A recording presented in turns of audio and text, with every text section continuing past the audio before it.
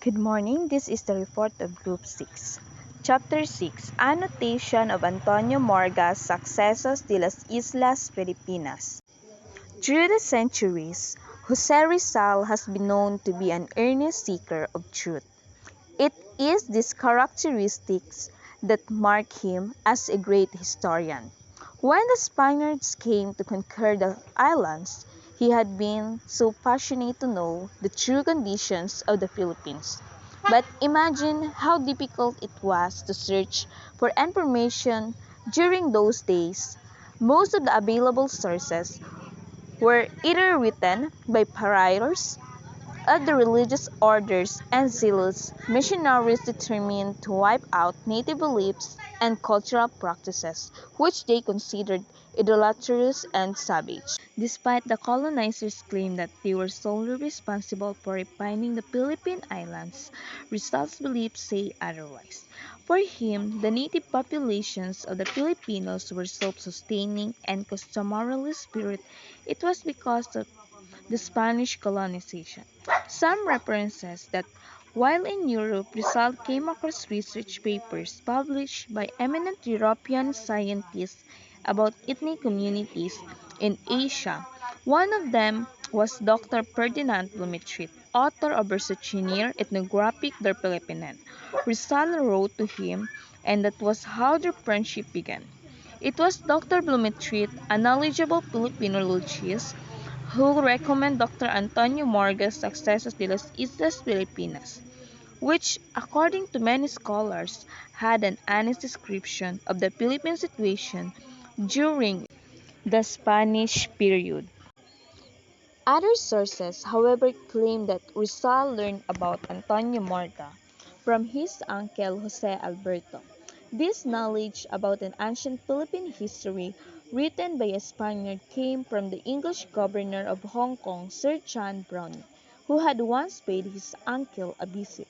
While in London, Rizal immediately acquainted himself with the British Museum, where he found one of the few remaining copies of Morga's Successes.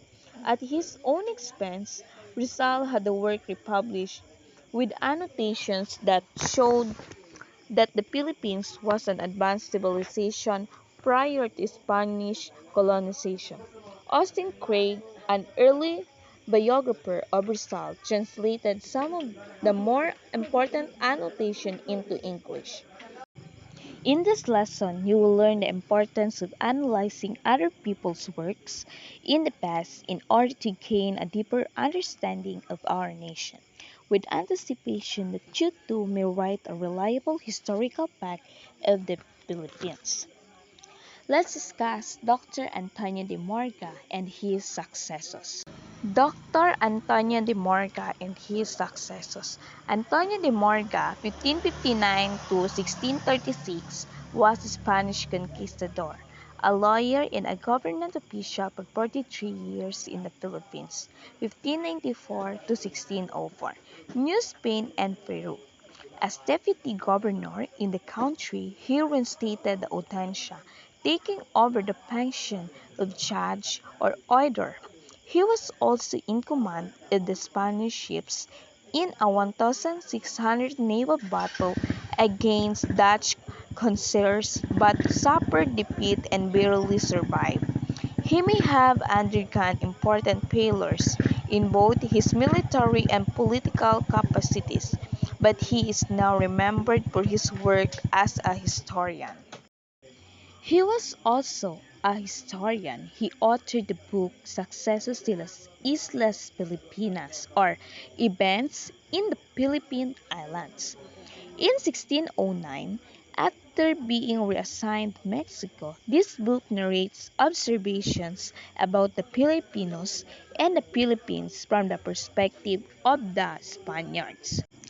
In fact, this book is considered valuable in the sense that it reflects the first formal record of the earliest days of the Philippines as a Spanish colony. Morga's work, which is based partly on documentary research, keen observation, and partly on his personal involvement and knowledge, is said to be the best account of Spanish colonialism in the country.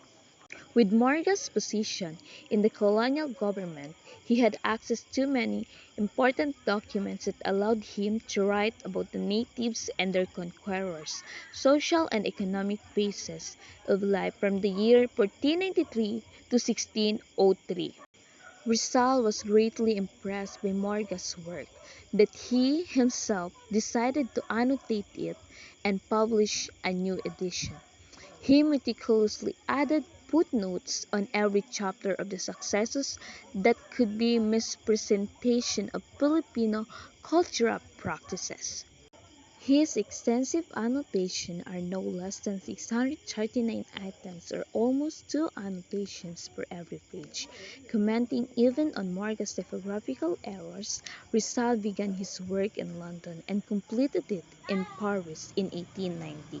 In his dedication to complete his new edition of the Successos, he explained, among other things, that the purpose of his work is: if the book Sucesos de las Islas Filipinas succeeds to awaken your consciousness of our past, already effaced from your memory, and to rectify what has been falsified and slandered, then I have not worked in vain.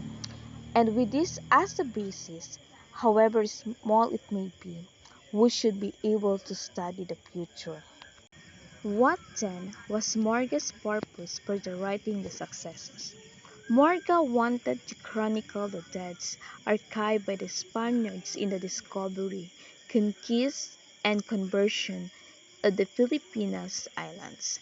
Given this claim, Rizal argued that the conversion and conquest were not as widespread as portrayed because the missionaries were only successful in conquering a portion of the population of certain islands. Why, you may ask, would Rizal annotate Morga's work? For one, the book tells the history of wars, intrigue, diplomacy, and evangelization of the Philippines in a somewhat disjointed way. Historians, including Rizal, have noticed a definite bias. A lot of created stories and distorted facts in the book just to fit Morga's defense of the Spaniards' conquest. For instance, on page 248, Morga describes the culinary art of the ancient Filipinos by recording they prepared to eat saltfish, which begin to decompose and smell. Rizal's footnote explains, this is another preoccupation of the Spaniards who, like any other nation, in that matter of food, loathe that which they are not accustomed or is unknown to them. The fish that Morga mentioned does not taste better when it is in beginning to root. All of the contrary, it is bagoong, and all those who have eaten it and tasted it know it is not or ought to be rotten.